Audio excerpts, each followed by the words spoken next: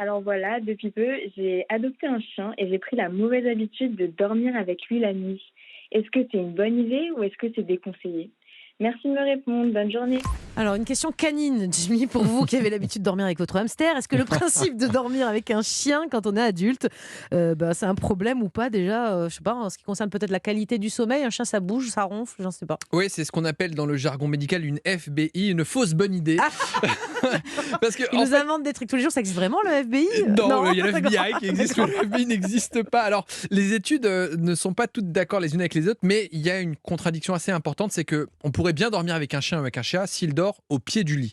Ah, Et oui. pas dans le lit. Parce que vous l'avez dit, mine de rien, les chiens et les chats ont leur rythme qui est propre. Et un chat, à 5 heures du matin, dès qu'il fait jour, sa seule envie, c'est d'aller chasser. Ouais, moi, la Alors mienne, que vous, de nuit, la nuit, elle dort pas du tout, hein, donc elle exactement, joue en ils fait. n'ont pas les Ouais. mêmes Mm. rythmes que nous. Et donc, chez un adulte, par exemple, qui aurait un sommeil un peu léger, je vous rappelle que la nuit, vous avez des petits trains du sommeil, qu'entre chaque petit train, vous allez avoir un micro-réveil.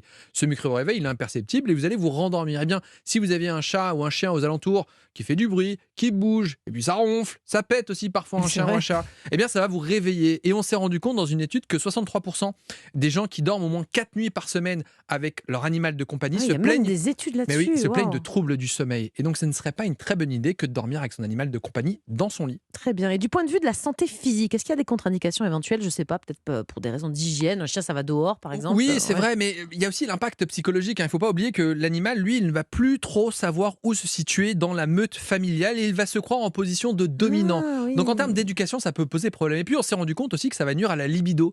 On s'est rendu compte que dans une étude Vous avez britannique, tout étudié là, hein, bah c'est oui, incroyable. je me suis jamais aussi donné autant à fond.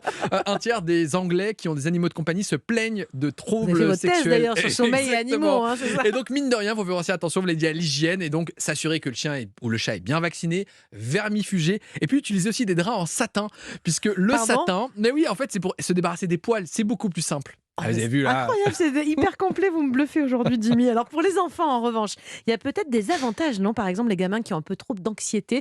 J'avoue que j'ai pas pris mon chat pour ça, mais depuis qu'elle dort avec mon fils, il dort beaucoup mieux, j'ai remarqué. Oui, La petite ça chatte. peut agir comme un objet de Comme transition, un un peu comme un doudou, un doudou. Mais peu, ouais. attention, évidemment, l'idéal, c'est quand même que les enfants s'endorment seuls et les apprendre et les éduquer à s'endormir seuls. Donc, si jamais ça a marché, pourquoi pas, mais on ne prend pas un chat, évidemment, pour ça.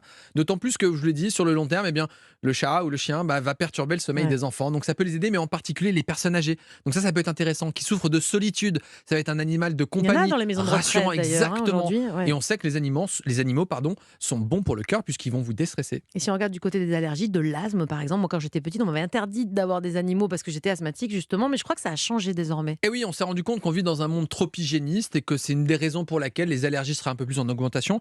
Et dans une étude portant sur 2500 bébés, les enfants qui ont dormi à proximité d'un Oui, chien pas dans ou le d'un lit chat, forcément, exactement, hein, entre ouais. 0 et 3 mois, ont moins d'asthme à l'âge de 6 ans. Parce que mine de rien, ils vont être en contact avec des allergènes, des bactéries, et que ce serait plutôt bénéfique. Donc là, il y aurait peut-être une idée, mais évidemment, on va pas prendre un chien Hmm. ou un chat pour